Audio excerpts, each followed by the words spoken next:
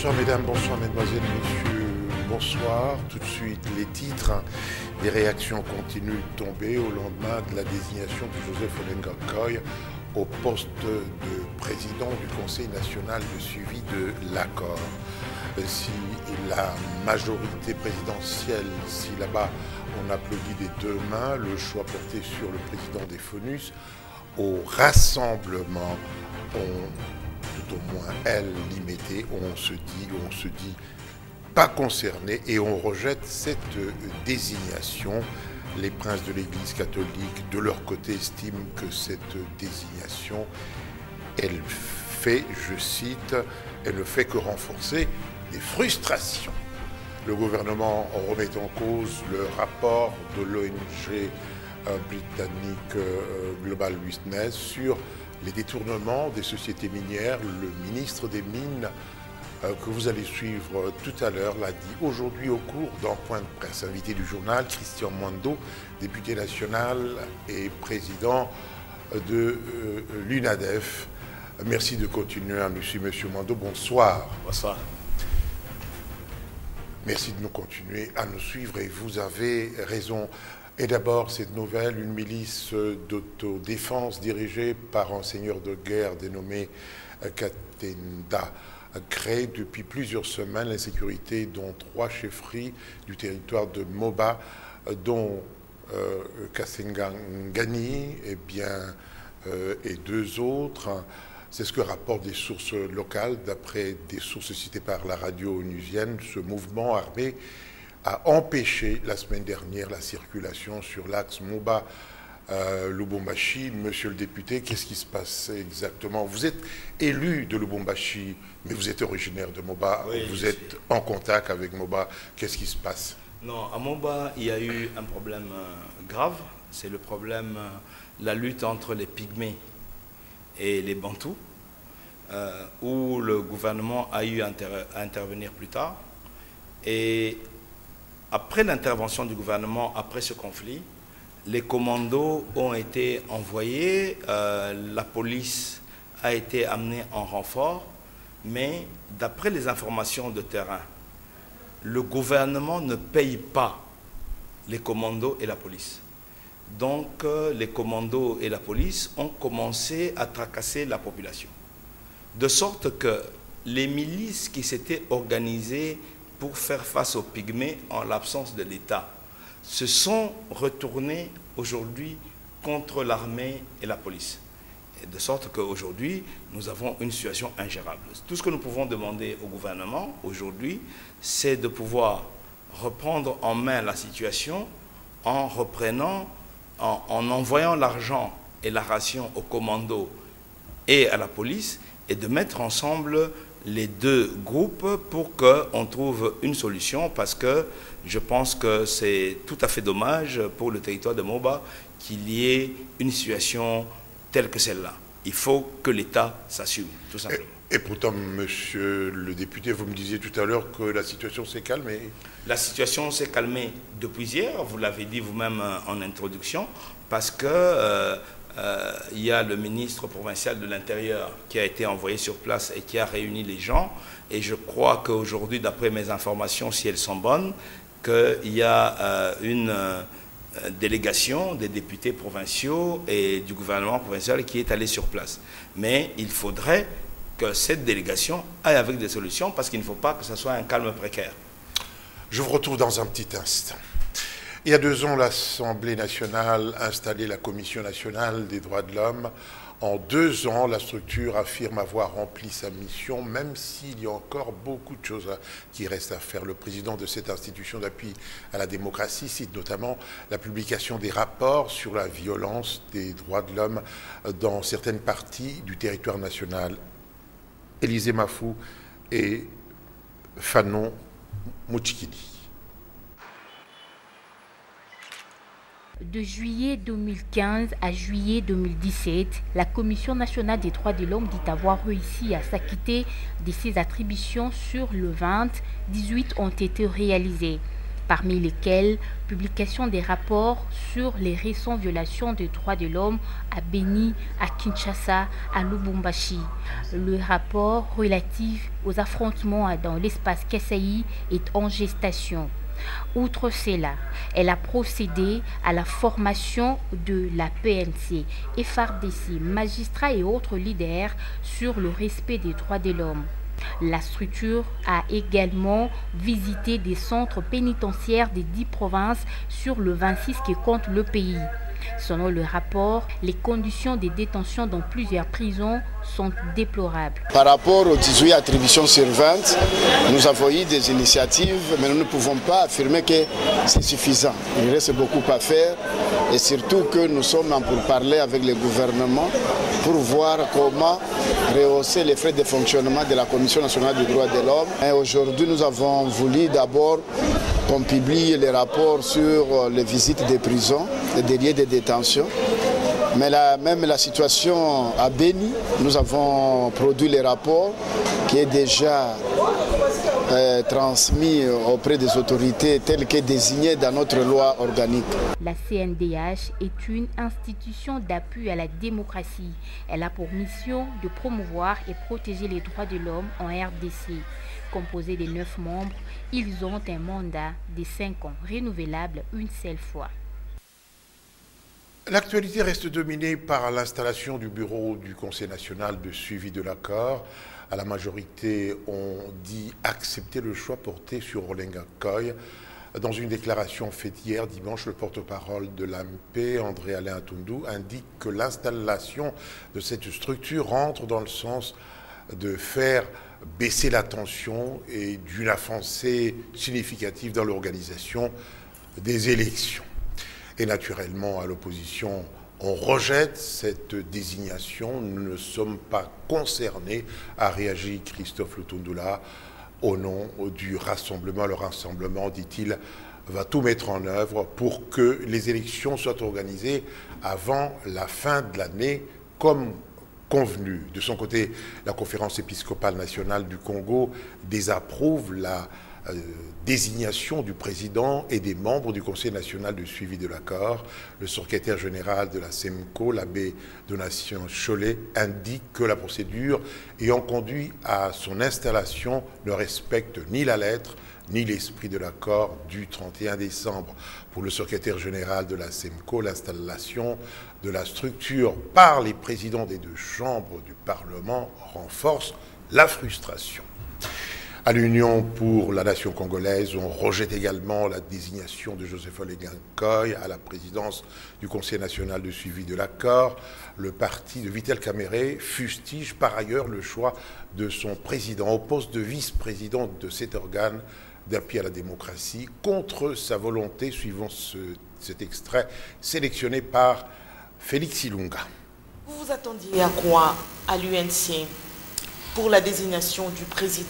Grande a été notre surprise d'apprendre que les animateurs du bureau du CENSA étaient déjà mis en place, alors qu'en date du 3 juillet 2017, le président Vital, comme chef de file de l'opposition signataire de l'OIA, avait saisi régulièrement les 2 présidents du Parlement pour leur signifier que leur démarche était inopportune et que ça violait l'accord de la Saint-Sylvestre. Nous pensions qu'on devait revenir au bon sentiment. Notre grande surprise était de constater que la majorité présidentielle a persisté dans ses calculs malveillants jusqu'à installer pas dans la régularité les bureaux du CENSA. Nous fustigeons cette attitude et nous disons que nous ne ferons pas partie de ces bureaux, moins encore du CENSA. Ça devait être... Parce que l'objectif était d'aller aux élections. Nous disons cap vers les élections au 31 décembre 2017.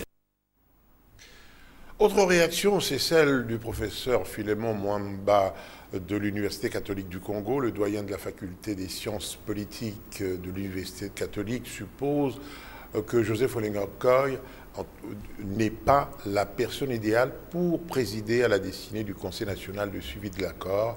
Jefté Tcholini et Serge Moutelessi. Philémon Mwamba est docteur en sciences politiques et administratives. Il enseigne à l'Université catholique du Congo. Selon lui, Joseph Olenga Nkoy n'est pas crédible aux yeux de la population. Et entre autres conséquences de sa désignation, l'aggravation de la crise actuelle. La désignation d'Olenga Nkoy pose déjà problème dans son propre camp. Cela n'augure pas de lendemain meilleur pour notre pays. On voit déjà Kamere qu'il boude. On voit Lisanga Bonganga qu'il boude. D'autres boudent sans parler. Et ça sera pour quel résultat? Or, c'est cette institution qui doit censurer au fait la bonne marche du processus électoral.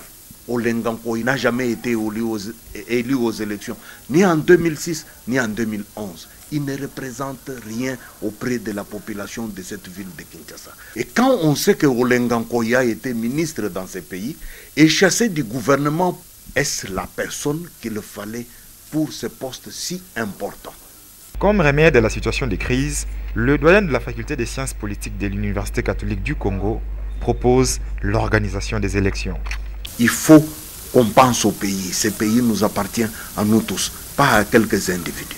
Il est temps qu'on se rende compte que la seule solution, c'est organiser les élections. À se demander s'il parlait en qualité de professeur ou en qualité d'un membre d'un parti, en quoi il a raison. Alors, avec vous, Kelly Yoka, le reste de l'actualité.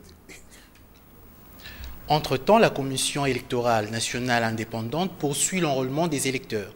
C'est dans ce cadre que le président de la centrale électorale est depuis hier dimanche à Mbuji-Mayi dans le Kasaï oriental. Corneille Nangaa est allé superviser et évaluer l'opération d'enrôlement des électeurs.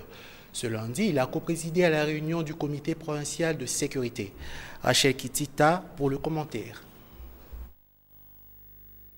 Dans le Kasaï oriental, le président de la CENI s'est fait accompagner du rapporteur Jean-Pierre Kalamba, mais également d'une forte délégation composée des élus nationaux, chefs des confessions religieuses, tous ressortissants du Kasaï. À l'aéroport de Mbuji-Mayi, Corneille Nangaa est accueilli par Jean-Pierre Mutanda Kabuya, gouverneur AI de la province. Juste après, le président de la CENI a tenu avec les autorités politico-administratives et les officiers généraux de la police nationale congolaise et des FARDC un briefing.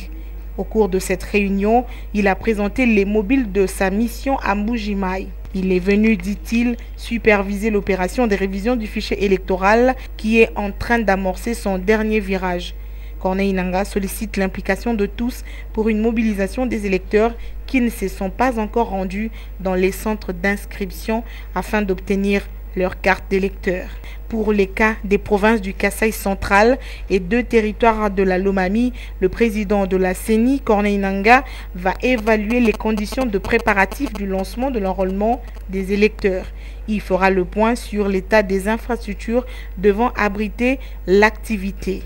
Et ce lundi, Corneille Nangaa a co-présidé la réunion du comité provincial de sécurité qui a mis autour d'une table le vice-gouverneur de la province du Kasaï oriental, le gouverneur AI et les officiers généraux de la PNC, de façon exceptionnelle ceux des FARDC aussi. Point des centres de la rencontre, la sécurisation des activités du processus électoral.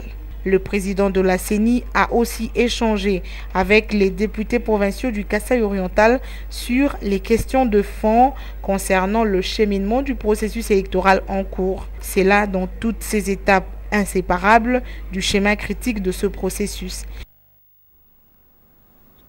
Direction la colline inspirée où la vie a repris son cours normal après les affrontements entre les étudiants et les forces de l'ordre qui se sont produits le week-end dernier à l'université de Kinshasa. Comme vous le savez, les étudiants s'insurgeaient contre ceux qui qualifiaient de kidnapping de 2 de leurs camarades. L'on dénombre plusieurs dégâts matériels. Pour les autorités, il s'agit d'un des malfaiteurs qui avait opéré au marché central. Réaction musclée du gouvernement de la République au récent rapport de l'ONG Global Witness. Au cours d'un point de presse tenu ce lundi, le ministre des Mines remet en cause le rapport de l'ONG britannique. Pour Martin Kabouloulou, Global Witness a lu les chiffres à l'envers et il n'a jamais été question d'un détournement de 750 millions de dollars. Rachel Kitita et Doudou Kasuba. La réaction du ministre des Mines fait suite au rapport de 40 pages publié par Global Witness, rapport dans lequel plusieurs personnalités politiques, dont le président de la République Joseph Kabila, ainsi que sa famille et quelques entreprises, sont pointées du doigt. Martin Kabwelulu récuse d'abord la démarche de l'ONG britannique. Il y a une lecture à l'envers des chiffres et qui donne des responsabilités à la RDC. Nous ne pouvons pas accepter cela. Donc c'est une exagération, c'est pour ça que vous nous voyez devant nous. Il s'agit d'un rapport teinté d'une coloration politique pour de fins que seule l'ONG maîtrise. Il y a dans ce rapport un amalgame de données techniques, de chiffres qui regardent les dieux, et aussi beaucoup de données politiques.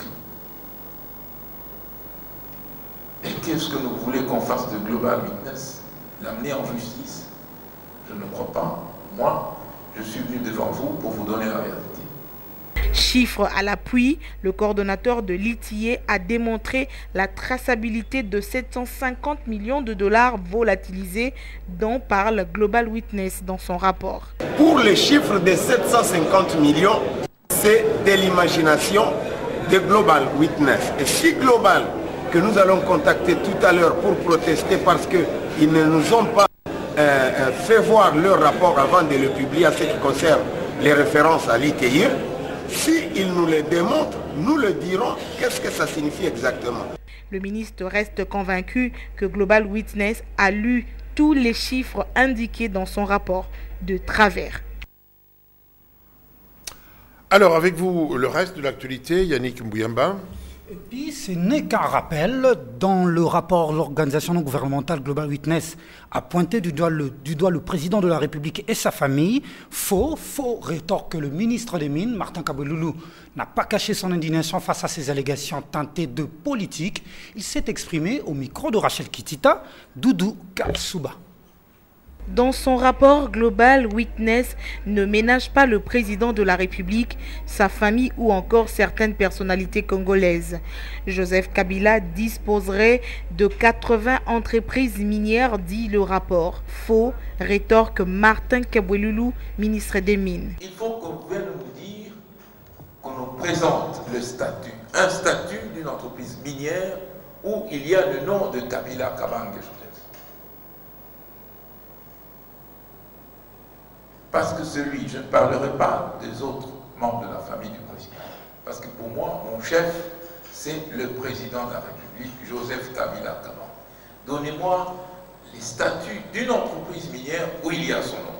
La Gécamine, pointée du doigt comme principal coupable dans le détournement des recettes minières, son directeur général apporte un démenti. En ce qui concerne les états financiers de la Gécamine, je suis écœuré. Quand je lis, je m'excuse beaucoup, au moins là je peux intervenir. Quand je lis dans les rapports que les états financiers de Gécamine ne sont pas audités, nous pleurons les larmes aux yeux. S'il y a une société où les états financiers sont costauds, la gestion de la Gécamine, c'est une gestion très transparente. C'est pourquoi j'avais souhaité, s'il y avait parmi les journalistes, quelqu'un qui avait déjà travaillé à la Gécamine, il allait vous dire comment la gestion de la Gécamine se passe. En santé, contribuer à l'amélioration de l'état de santé de la population et promouvoir son bien-être, c'est l'enjeu de l'enquête sur les obstacles majeurs à l'accès aux soins de santé de qualité menée par le Conseil national des organisations non gouvernementales de santé en République démocratique du Congo. La structure constate notamment une faible accessibilité aux services de santé de qualité dans ces récits de Bienvenue Babois et Théodore Chitolé. Pour le Conseil national des organisations non gouvernementales de la santé en RDC, CNOS en sigle, le but de cet atelier est non seulement de valider le rapport de l'enquête, mais aussi de faire un plaidoyer pour un changement radical dans le domaine de la santé. Il y a des obstacles majeurs qui handicapent à ce que la population, les ménages n'accèdent pas aux soins de qualité. C'est pour cela que nous avons avec CODEV, avec l'appui du gouvernement hollandais, nous avons initié ce projet. Mais voilà, la ville de Kinshasa, elle est grande. Nous n'avons ciblé que 5 zones de santé. Nous voulions savoir quels sont les obstacles majeurs à l'accès aux soins de santé de qualité des populations, interroger les ménages pour connaître le mécanisme de protection de risques maladies, faire la collecte des données en termes de textes juridiques qui existent dans le cadre de la politique sanitaire en République démocratique du Congo. Dans une enquête sur les obstacles à l'accès aux soins de santé de qualité effectuée dans 5 zones de santé de la capitale, les résultats révèlent que les compteurs sont au rouge. Les résultats de l'enquête en général ne sont pas favorables à l'accès aux soins. Tant qu'il n'y a pas de couverture, d'assurance pour tout le monde, la santé pour tous, ça sera un slogan. Cet atelier a connu l'appui technique du Cordaid. En sport, avec cette bonne nouvelle, la République démocratique du Congo a remporté sa première médaille d'or aux Jeux de la francophonie qui se déroulent depuis le week-end dernier à Abidjan, en Côte d'Ivoire. Ce métal précieux a été remporté par Makorobondo Salukombo. Face à 8 concurrents, l'athlète congolais a mis 2h27 minutes et 54 secondes. Il a battu son record personnel réalisé aux Jeux olympiques de Rio de Janeiro en 2016 au Brésil, qui était de 2h28 minutes et 54 secondes. Paul Kazouzou.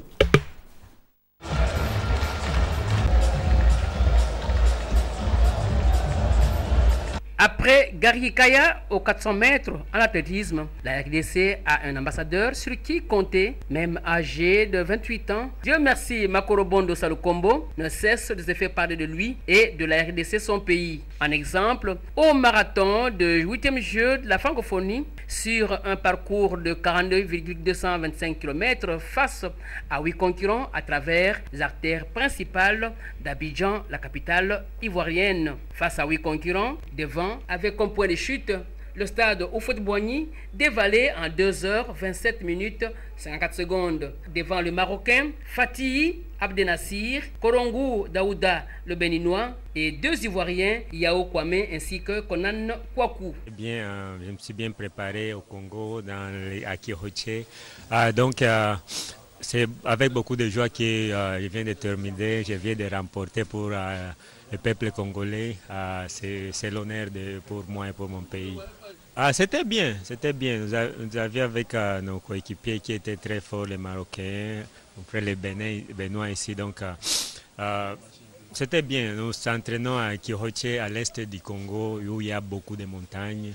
Et ça nous a bien préparés pour être ici. C'était bien. Je me suis sentir à l'aise et c'était très très bien. Une victoire accompagnée d'une chicotte, la marque déposée des Léopards Football. Quoi de plus normal? Toujours le drapeau congolais qui est à l'honneur grâce à Makorobondo qui s'est bien préparé à Kiroché, à l'est de la RDC et ne peut s'en passer entouré de cette chicotte. Makorobondo sur la plus haute marche du podium, 42,225 km en 2h27 minutes. Mieux que le 2h28 réalisé aux Jeux olympiques de Rio de Janeiro en 2016. Cela fait chaud au cœur. Merci d'avoir gagné pour nous cette médaille en or. Vous ne direz pas autre chose? Non, c'est une joie, un grand plaisir parce que ça démontre au moins que lorsque le Congo est déterminé, il peut faire des grandes choses.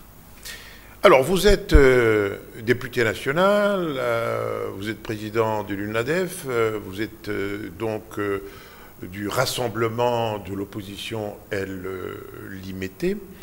Alors, votre conclave débuté au centre Béthanie s'est clôturé à Limité. Qu'est-ce qui s'est passé?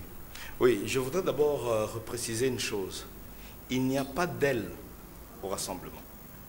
Il y a au rassemblement des gens qui ont été corrompus, comme Olenga Nkoy, Lisanga Bonganga et les autres. Parce qu'il faut bien repréciser les choses, Monsieur Kibambi. Le rassemblement a sa création à 9 plateformes.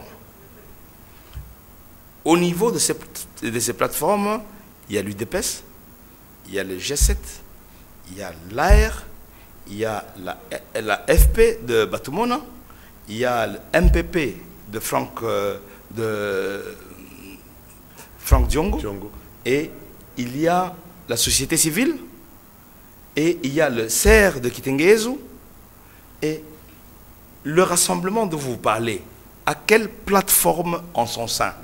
Il ne faut pas que lorsqu'il y a 2-3 corrompus, et que vous, la presse, vous vous mettiez dans la danse de Joseph Kabila pour commencer à dire quelle elle, il n'y a pas d'elle.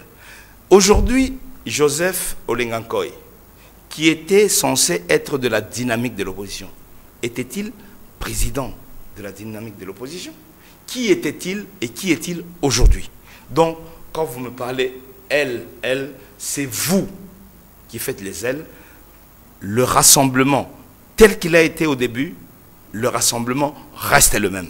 Il y a 2 ou 3 personnes qui ont été corrompues et qui se sont ralliées à la majorité présidentielle et qui se retrouvent aujourd'hui avec l'effet télé. Parce que vous savez, il y a 2 télévisions, la RTNC et Télé 50, qui sont les porte-paroles d'un message, pas journalistique, mais globalement déstabilisant. Sans ça, il n'existe pas. Alors, M. Kibambi, faites-moi plaisir, ne les faites pas exister lorsqu'ils n'existent pas. Je n'ai pas non plus à vous faire plaisir. Quand il y a 2 personnes qui se battent, moi j'appelle... Mais vous êtes dans une maison, vous vous battez. Olengankoy se bat avec qui? Il se bat tout seul. C'est un corrompu qui a été récupéré par Joseph Kabila, mais il se bat contre personne, il se bat tout seul. Soyons élégants, le mot corrompu, est-ce que vous avez des preuves? Ça, c'est un autre débat. C'est un débat, ok. Ben, rien de nouveau, en fait, de votre rencontre, sinon ces menaces d'action de rue. Rien de nouveau. Oui. Mais je suis étonné que vous me disiez ça. Mais c'est très grave. Il faut aussi vous provoquer. Ce que vous êtes en train de dire, c'est très grave. Parce que ce qui est incroyable, c'est de voir aujourd'hui, lorsque nous avions signé l'accord de la Saint-Sylvestre, c'était pour stabiliser le pays. Aujourd'hui, avec les gens que vous me citez, où en est le pays? Est-ce que ça marche? Aujourd'hui, lorsque nous avions signé l'accord, le taux était à 1000 et quelques. Aujourd'hui, le taux est à 1700. Qu'est-ce que Joseph Kabila a arrangé avec des gens inconscients? Mais quand on est dans la bagarre... Ce n'est pas une bagarre, c'est la gestion du pays. Non, quand on est justement en train... vous êtes en politique, respectez au moins celui qui est maintenant, appelez-le le président Kabila, ça ne vous coûte rien. Non, je veux bien, si c'est un homme qui respecte les règles. Vous ne pouvez pas être président de la République et être dans la tricherie. Parce que, M. Kibambi, moi je le dis, ça n'engage que moi, ça ne vous engage pas vous, que je ne peux pas accepter, nous avons fait confiance, que Joseph Kabila entre dans la tricherie. Parce que ce qui est en train de se passer dans ce pays, et vous en êtes témoin, je pense que vous avez des gens, et vous allez en subir les conséquences aussi, que vous payez, et qu'aujourd'hui, le pays est par terre.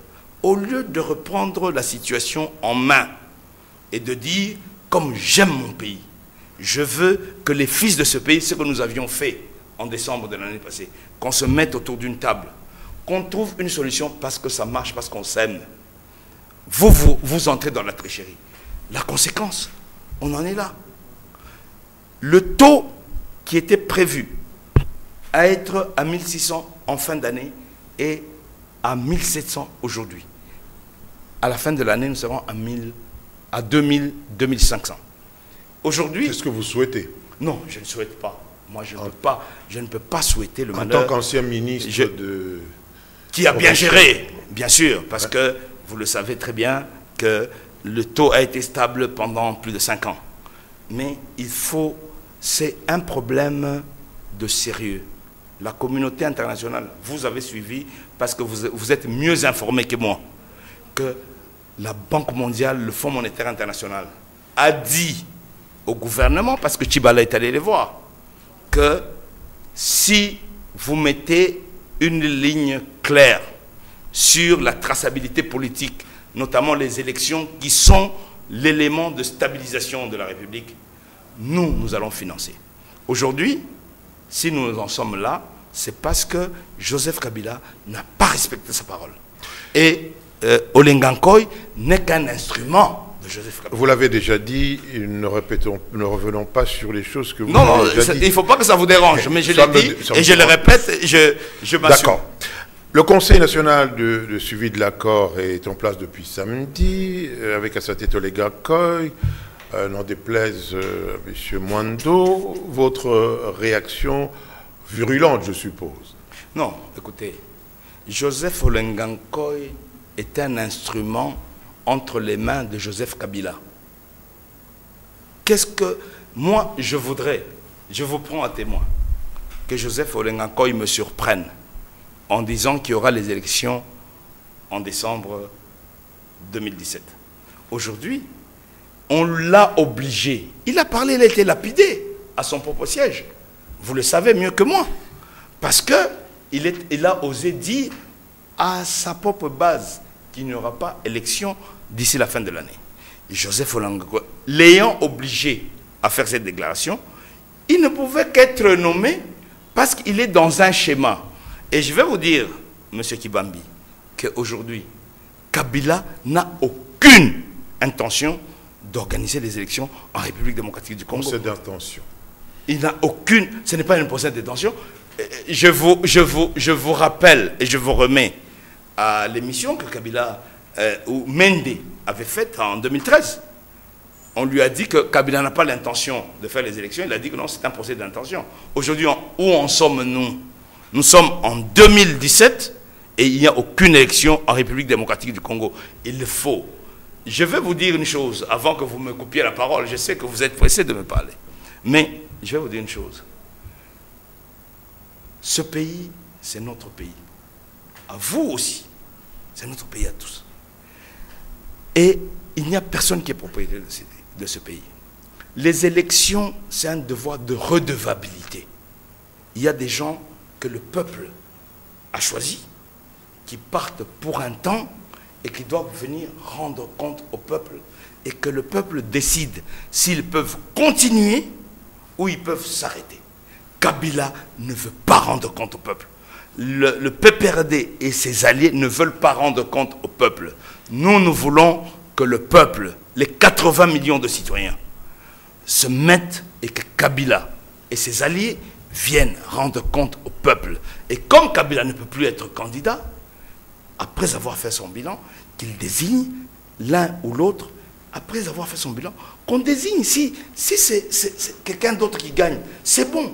Mais c'est une confiscation de la République et qu'on ne peut pas accepter. Mais quand vous êtes dans la radicalité, permettez-moi ce terme. Ce n'est pas la radicalité. Oui, mais vous savez, on le voit au visage.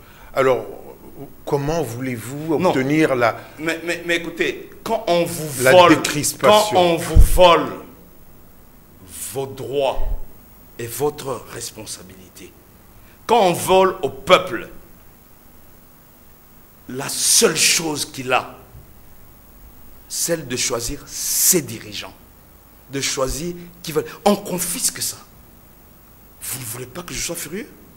Je dois être furieux. Mais je constate quand même que le rassemblement reste dans la philosophie de la chaise vide qui n'a pas payé parce que Feu Tshisekedi, paix à son âme, a persisté dans cette voie et il n'a finalement rien gagné. Non. Là, j'exagère. Maintenant, pour vous, c'est vous qui faites le procès d'intention. La chaise vide, il n'y a pas eu de chaise vide. Nous avons cru que nous parlions avec des messieurs. Nous avons parlé avec eux, nous nous sommes mis d'accord. Nous nous sommes rendus compte que ce sont des irresponsables. Parce que lorsqu'on donne sa parole, lorsqu'on s'engage et lorsqu'on est chef de l'État, on tient à sa parole. Aujourd'hui, nous n'appliquons pas la chaise vide. Nous demandons tout simplement à la majorité, au président de la République, de revenir au bon sentiment et de respecter leurs paroles. Ce n'est pas la chaise vide. La chaise, elle est là. Mais lorsque vous fabriquez des individus quelconques pour tricher, faire la tricherie, vous n'allez pas me parler, moi, de la chaise vide. Oui. La chaise, elle est là. Nous avons pour... Volonté? Non. Épargner le pays de la violence. Nous nous sommes mis autour d'une table. Un homme qui aime ce pays, allez suivre, j'ai donné ma parole. Je vais vous rappeler aussi, parce que peut-être vous ne voulez pas me poser cette question, mais je vais vous rappeler que comment voulez-vous que Kabila puisse dire aux gens dans Der Spiegel que lui, il n'a jamais promis les élections. Mais les élections, ce n'est pas un problème personnel. C'est une obligation. Lui, c'est un mandataire. Le pays ne lui appartient pas. Bon, donc, parce que vous aimez tant le pays et le peuple congolais, pourquoi ne pas vous faire violence? On parle d'un troisième dialogue. Est-ce que vous y participerez franchement pour épargner ce peuple que vous aimez tant? Mais on parle avec qui? Des affres de... On parle avec qui? Monsieur Tshibambi, on parle avec vous parce que vous avez une parole. Votre oui est oui, votre non est non. On ne parle pas avec quelqu'un qui n'a pas de parole. La politique, ce n'est pas une science exacte, la politique. Non, ce n'est pas un problème de science exacte. Mais un homme, il a une parole. Vous ne pouvez pas commencer à discuter avec quelqu'un qui ne respecte pas sa parole. Ça ne sert à rien. Parce qu'aujourd'hui, il est clair. Et je vais vous le dire, carrément, que Kabila, après avoir fait toute la tricherie et refusé d'organiser les élections, il n'a aucune intention d'organiser les élections dans ce pays. Nous sommes en train de tourner en rond et nous n'avançons pas. Non, on ne tourne pas en rond, on avance. Oui. Votre leader, enfin, M. Félix Tshisekedi, a émis le vœu de voir une transition de 6 mois sans Kabila, justement. Mais par quel mécanisme voulez-vous, franchement, l'écarter? Allez, un coup d'État? Non, je crois que ce que le président du Rassemblement a dit en tant qu'individu n'engage pas le Rassemblement. Je crois que vous avez suivi ce que le Rassemblement a dit. Le programme, c'est que nous avons donné un ultimatum jusqu'au 1er octobre. Si Kabila ne veut pas respecter cet ultimatum, il y aura des conséquences. Mais avant ça, ce que vous dites ne m'engage pas parce que ça n'a pas été discuté au Conseil des sages du Rassemblement. Oui, M. Germain Kambinga a aussi proposé autre chose. Vous êtes au courant? Qu'est-ce que vous en pensez? Non, M. Germain Kambinga est un membre de la majorité. Vous le savez. Il a quitté... Sa chemise n'est même pas encore sèche. Parce qu'il vient de quitter le gouvernement Matata il y a à peine 6 mois. Maintenant, il se fait centriste. Mais écoutez, c'est une blague. Et vous avez suivi tout de suite que M. Mova l'a accompagné. Parce que c'est une blague. Lui, il est qui? Et il propose ça en tant que qui? On ne va pas se jeter dans la gueule du loup avec un kabiliste confirmé pour aller le suivre et commencer à l'écouter. Non, arrêtons. Là, justement, je vais croire que c'est vous qui lui faites un projet d'attention parce qu'il n'est pas sérieux et il n'est pas crédible. Non, et qui n'est pas crédible? Monsieur Kambinga, oui. On ne peut pas suivre un monsieur pareil qui, il y a 2 jours, comme il était au gouvernement, a insulté tout le monde. Demain, il sort du gouvernement, il devient négociateur. Par rapport à qui? Qu'il rentre dans sa famille politique et que l'affaire s'arrête nette. Oh, vous connaissez aussi la politique de notre pays. Hier, vous étiez avec tout le monde. Aujourd'hui, vous avez changé. Bon, c'est votre... Monsieur on Kibambi, respecte votre... Monsieur Kibambi, nous avons donné l'exemple. Moi, j'étais ministre des Finances. J'ai démissionné. Il y a combien qui peuvent le faire? J'ai démissionné. Moïse Katumbi a démissionné. Pierre Lumbi a démissionné. Litundula a démissionné. Nous avons... C'est-à-dire que, attention, nous sommes différents des autres. Parce que lorsque Kabila nous a dit... Ça vous coûte quoi de dire le président Kabila? Ça vous coûte beaucoup de choses? Ça vous coûte votre travail? Vous avez travaillé avec lui? Non, j'ai travaillé avec lui. Je le respectais beaucoup, mais dès lors que j'ai senti que c'est un homme sans parole et qu'il est en train de dédoubler et les rassemblements et les partis politiques et il est en train de jouer avec des petits messieurs, moi je dis, je m'excuse, je ne veux pas aller au-delà. Donc, moi j'ai démissionné. C'est-à-dire, je ne suis pas comme les autres. Il y a des gens, moi je ne veux pas citer des noms ici, mais il y a des vieux. Moi, mon père, Charles Mwando, il pouvait aussi rester au pouvoir en tant que premier vice-président, avoir les honneurs. Comme les autres, comme je m'excuse, je cite le nom, Kengo, il a 82 ans. Qu'est-ce qu'il n'a pas? Bon, écoutez. Je termine. Je termine. C'est moi qui dirige les débats. Oui, mais Charles Mwando a décidé, parce qu'il n'était pas d'accord sur le non-respect de la Constitution. À 80 ans, il a décidé de démissionner. Et il a fait pour qui? Il a fait pour nous. C'est un message très fort que nous devons respecter. Parce que c'est notre pays, c'est un devoir de redevabilité, responsabilité. Et si tu veux que j'appelle maintenant un message au président de la République, Joseph Kabila. Parce que jusqu'à présent, jusqu'à octobre, nous le considérons comme tel. Il faut qu'il change. Il faut aimer ce pays. Il faut aller de l'avant. Si vous aimez ce pays, il faut faire avancer les choses et ne pas nous conduire dans le ridicule. Mais qu'est-ce que ça vous coûte pour décrisper la situation de poser certains actes très très faciles comme celui que vous venez de poser, Monsieur le Président, ainsi d'étendre l'atmosphère au lieu de nous conduire vers l'inconnu finalement avec votre entre guillemets radicalisme? Est-ce que décrisper la situation... Il faut toujours commencer quelque part. Vous pouvez commencer à jouer. Je m'excuse. Avec la signature de l'accord du 31 décembre 2016, ce n'était pas une décrispation de la situation. Mais continuez. Mais c'est pas la fin. Alors non, attention, il ne faut pas être naïf. Lorsque vous considérez, Kabila était parti le 19 décembre 2016, mais avec l'appui des évêques, la communauté internationale, le peuple congolais, on dit que le sang nous avons décrispé la situation.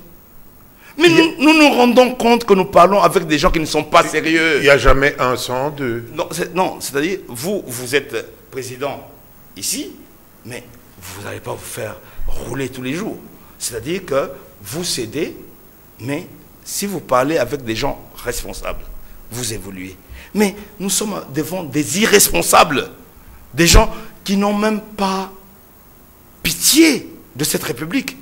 Aujourd'hui, on leur a demandé tout simplement de décrisper la situation pour que la communauté internationale, le FMI notamment, injecte de l'argent pour stabiliser les francs congolais. Qu'est-ce qu'ils ont dit? Mais vous-même, en tenant ce discours va-t-en-guerre, vous ne la décrispez pas non plus. Parce qu'il faut toujours commencer quelque part. Moi, j'ai déjà décrispé avec le rassemblement, en signant l'accord du 31 décembre. Maintenant, il appartient, lorsque vous vous retrouvez avec un président de l'Assemblée nationale, un président du Sénat, qui triche, des tricheurs. Mais vous voulez que je me décrispe comment? Mais ce sont des tricheurs. Merci beaucoup, M. Charles, M. Christian Mwando, d'avoir répondu à notre invitation. Je vous remercie. La prochaine fois, soyez un peu plus... plus convivial, plus... Non, nous sommes conviviales avec des gens honnêtes. Non, prenez quand même les angles, parce que là, vous avez été un peu trop sévère. Non, ce n'est pas la sévérité. Ce n'est pas de nature. Que les gens se respectent, nous les respecterons. Fin de cette édition du journal que vous avez suivi, mais après, il y a la revue de presse dans une sélection de Mine Bourroufel. Merci pour vous qui nous suivez également à Washington, Londres, Paris, Bruxelles, Beijing et partout ailleurs grâce au bouquet CPLA TV, canal 98. Très bonne suite des programmes sur nos antennes. Bonsoir et à demain.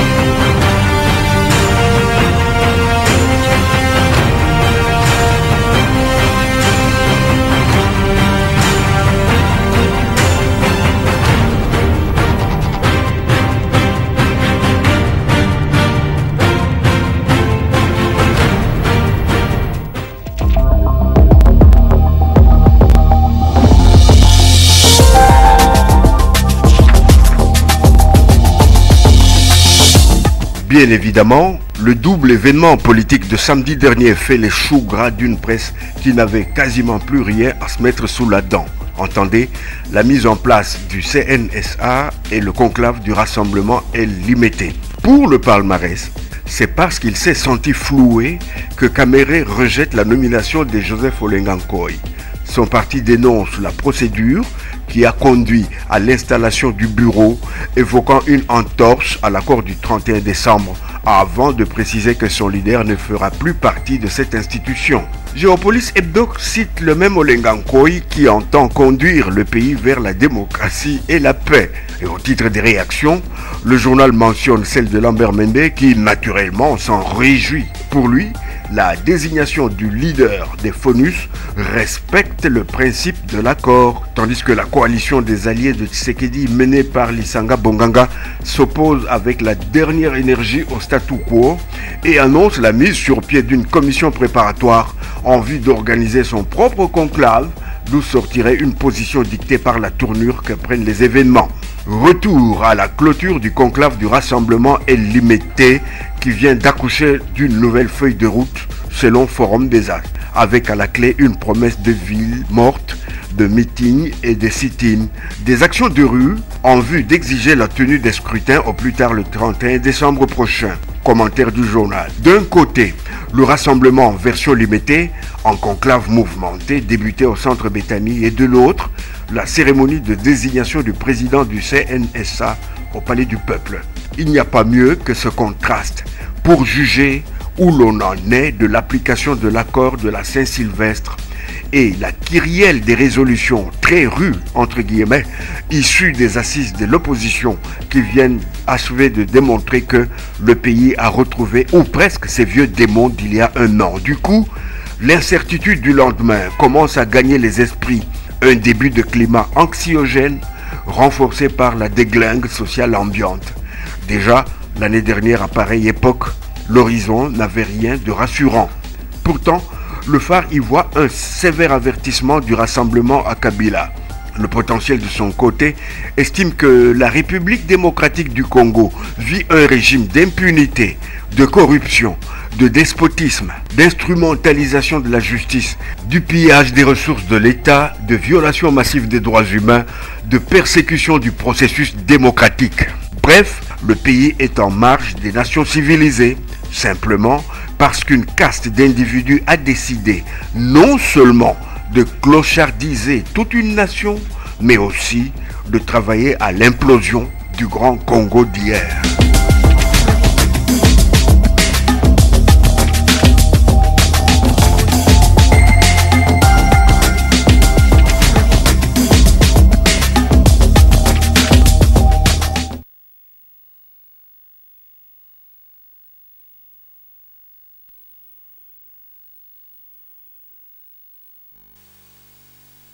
La réaction du ministre des Mines fait suite au rapport de 40 pages publié par Global Witness, rapport dans lequel plusieurs personnalités politiques, dont le président de la République Joseph Kabila, ainsi que sa famille et quelques entreprises, sont pointées du doigt. Martin Kaboueloulou récuse d'abord la démarche de l'ONG britannique. Il y a une lecture à l'envers des chiffres et qui donne des responsabilités à la RDC. Nous ne pouvons pas accepter cela. Donc c'est une exagération, c'est pour ça que vous nous voyez